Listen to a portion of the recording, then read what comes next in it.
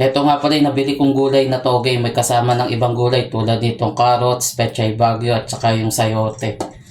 At saka ako bumili ng hipon na halagang 50 pesos. Ito yung gagawin nating pansahog. Maghiwa muna tayo ng isang pirasong kamatis pero optional lang ito. Umabot din pala ng 100 yung mga pinamili natin ngayon. Na kamatis, ito naman sibuyas. Kasama na pala sa 100 yung sibuyas at bawang. Naubusan na kasi ako ng stocks.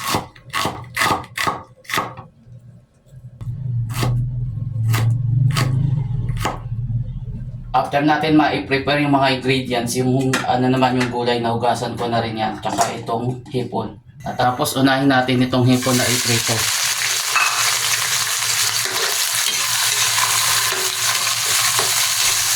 Para hindi lang mo-overcook. Kapag na-overcook kasi yan, medyo matigas kasi yung laman niya. Pagka ganitong kulay orange na lahat, pwede natin itong hanguin. Ibalik na lang natin yan mamaya kapag malapit nang maluto yung gulay.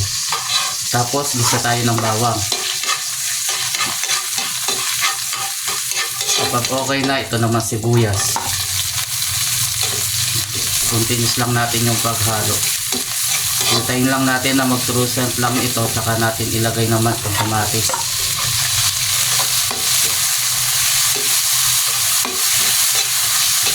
Kapag okay na lahat, ilagay na natin itong gulay.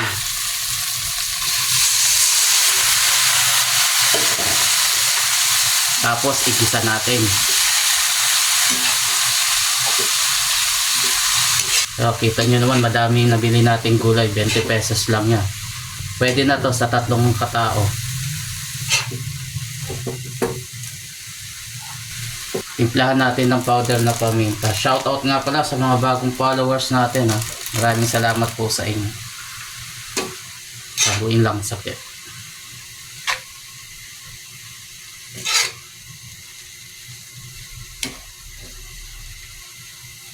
Tapos lagyan natin ng kaunting tubig.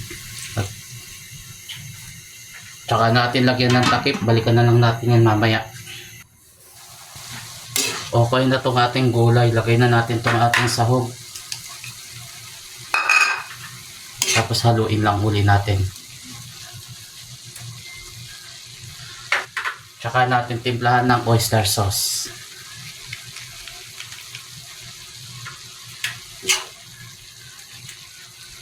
Sarap nito. Kung nagustuhan mo yung ating recipe ngayon, paki-like and share mo na lang.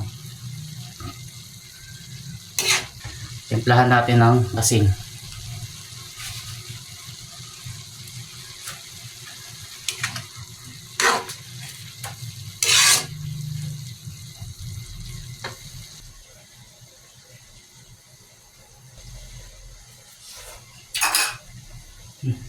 At habang nagsasalin tayo, paki-comment mo naman kung tagasan ka para malaman ko kung saan ako napapanood. Eto na, luto na yung ating ginisang toge na may hipon.